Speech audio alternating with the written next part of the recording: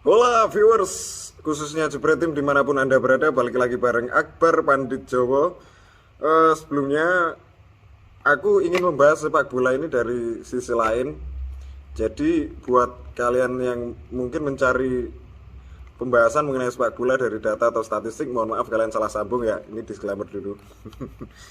Oke, jadi kali ini nanti aku akan bahas 4 match UCL mungkin yang akan aku analisa sesuai sudut pandangku sendiri.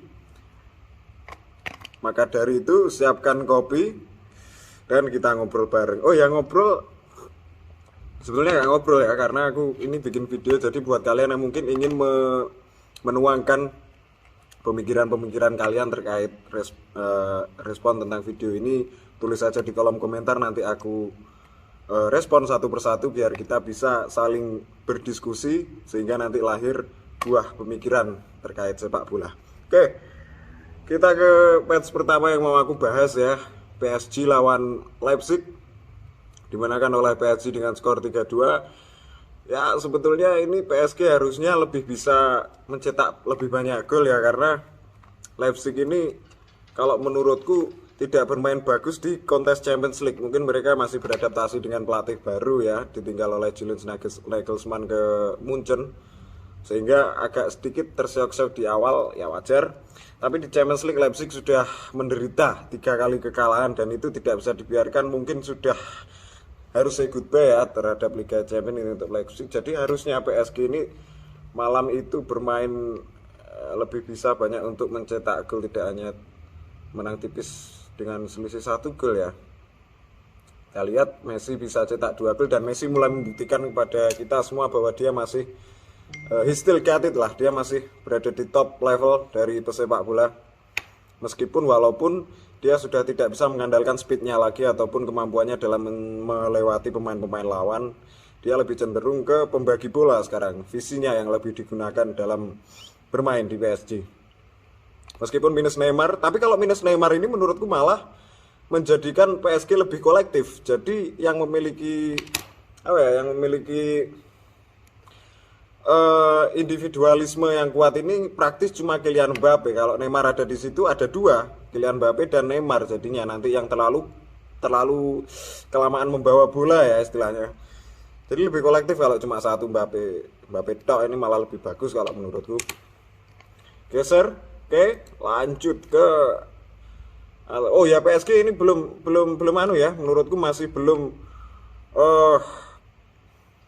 di performa terbaik sesuai dengan pemain-pemainnya yang mewah dari ujung depan sampai ujung belakang. Ini masih, kalau dari sisi permainan masih belum inilah, gol-golnya juga mayoritas serangan dari sisi kiri, terlalu mengandalkan Nuno Mendes sama Mbappe semalam itu. Jadi belum kolektivitasnya belum top level lah.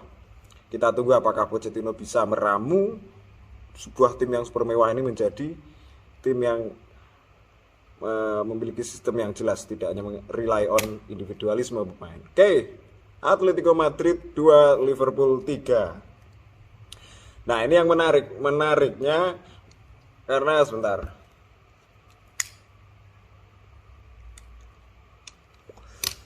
Meskipun Liverpool meraih kemenangan, akan tetapi mohon maaf, permainan Liverpool kali ini menurun dari 4 atau 5 match sebelumnya. 4 atau 5 match sebelumnya saya melihat Liverpool itu kalian harus jujur ya. Kalian harus jujur. 4-5 match sebelum lawan Atletico ini, apapun klub idola kalian, apapun warna kalian lah, kalau lihat Liverpool itu sangat terhibur lah ya dengan permainan yang sudah kembali ke performa terbaik dari trio Firmansyah di depan ini. Firmino, Mane, Salah ini sudah kembali ke performa terbaik. Lihat di match sebelum lawan Atletico kan Firmino juga cetak hat-trick ya kalau nggak salah ya. Salah pun juga fenomenal sekali musim ini, kandidat kuat top skor Premier League lah Salah ini musim ini. Tapi lawan Atletico ini menurutku apa ya, udah kita lihat gol-golnya aja lah. Gol pertama Salah deflect baru bisa gol. Gol kedua bukan dari set play ya, Naby Keita volley dari luar kotak penalti. Jadi bukan tik-tikan antar pemain lah. Istilahnya bukan set play yang baik, bukan build up yang baik, tapi murni kemampuan individual dari Salah dan juga Naby Keita. Gol terakhir pun juga penalti, bukan lahir dari set play. Tapi harus disoroti juga ini ya, si Alisson ini luar biasa ciamiknya mainnya. Pada malam itu benar-benar mencatatkan berapa save ya Alisson. Banyak save lah pokoknya Alisson nih. 5 save ya. Oh sorry, 3-4 save lah kalau nggak salah. Nah inilah lubang yang sudah diisi oleh Liverpool beberapa musim sebelum adanya Alisson. Ini kan Liverpool seringkali dirugikan oleh goalkeeper. Dan Atletico Madrid, jadi Liverpool ini menurutku menurun malahan lawan Atletico meskipun menang tapi seharusnya Liverpool kalau sesuai dengan performa sebelumnya harusnya Liverpool bisa menang lebih besar daripada hanya defisit 1 gol. Oke, kalau Atletico seperti kita tahu ya, Diego Simeone ini kan pelopornya Catenaccio modern ya, terkenal dengan pertahanan dua lapis. Jadi sebetulnya aku agak kaget lihat line up yang dipasang. Jeffrey Kondogbia sebagai center back ini kalau di atas kertas ya mengejutkan ya.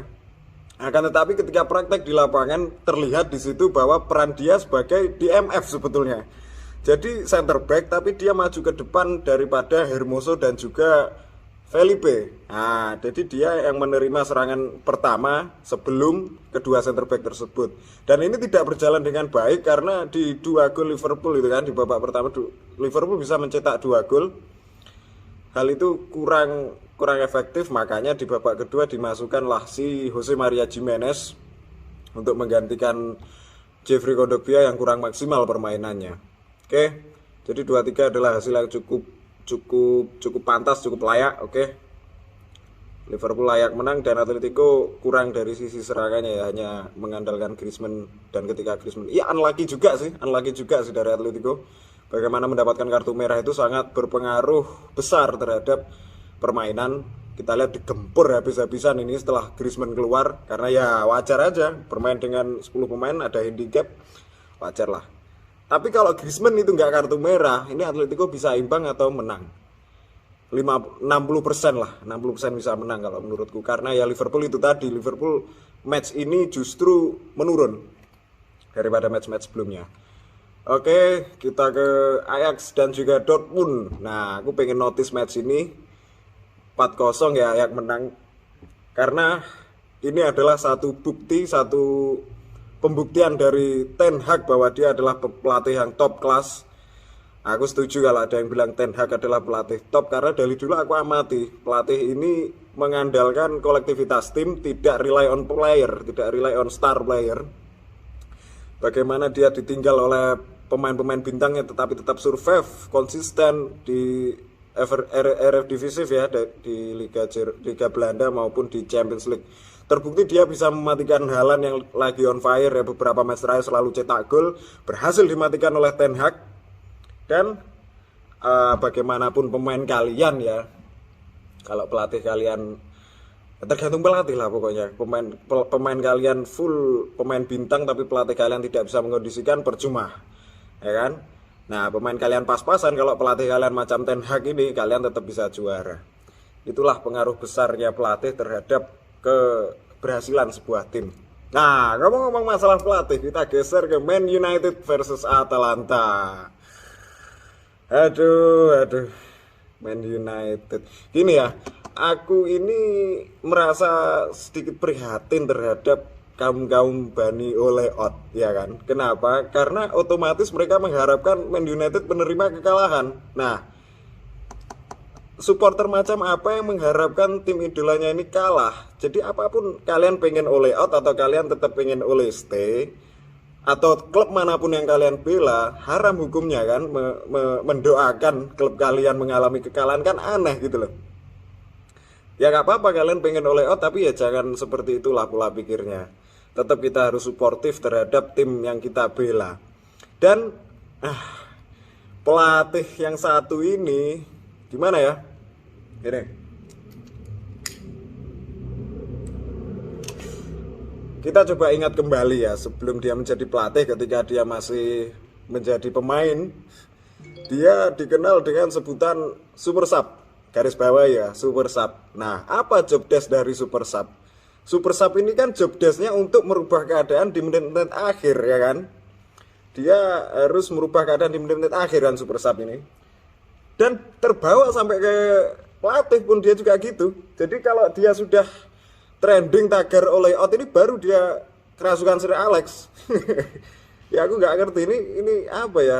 Harusnya nggak gini meskipun positif ya kalau ada tekanan, kalau digampar dulu baru dia bermain bagus.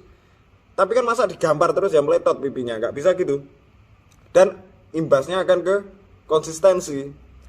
Kalian nggak akan bisa menjuarai liga ataupun kompetisi kalau kalian baru bisa menang ketika ada tekanan. Kalian harus terus konsisten menang terus, ya kan? Kalau ingin menjuarai kompetisi ataupun liga. Dan ini yang tidak dimiliki oleh Ole. Dia bisa mengeluarkan potensi terbaiknya kalau berada dalam tekanan atau di menit-menit akhir itu tadi. Dan hal ini yang harus dirubah oleh Ole. Salah satunya dari segi sistem ataupun taktikal ya, yang seperti kita tahu Ole ini masih kurang pengalaman dalam segi mengatur atau meracik sebuah skema. Akan tetapi poin plusnya yang kalian jangan lupa, Ole ini bisa mengkondisikan ruang ganti ataupun atmosfer psikologi pemain ini dengan baik. Tidak ada isu-isu yang aneh-aneh seperti era-era sebelumnya, Mourinho, Van Gaal, pemain yang berselisih dengan pelatih. Pelatih satu ini memang memiliki kelebihan dalam mengatur atau mengkondisikan ruang ganti. Dan itu penting. Tapi yang lebih penting, kalian harus memiliki skema yang jelas dulu. Mungkin harus dirapatkan dengan staf-staf kepelatihan ya untuk meracik sebuah tim yang memiliki skema yang jelas. Dan kalau hal itu bisa dipegang oleh Ole, bukan gak mungkin Ole akan mengulangi kejayaan dari Sir Alex Ferguson. Oke, sementara begitu dulu dari saya. Oke, salam Ole stay.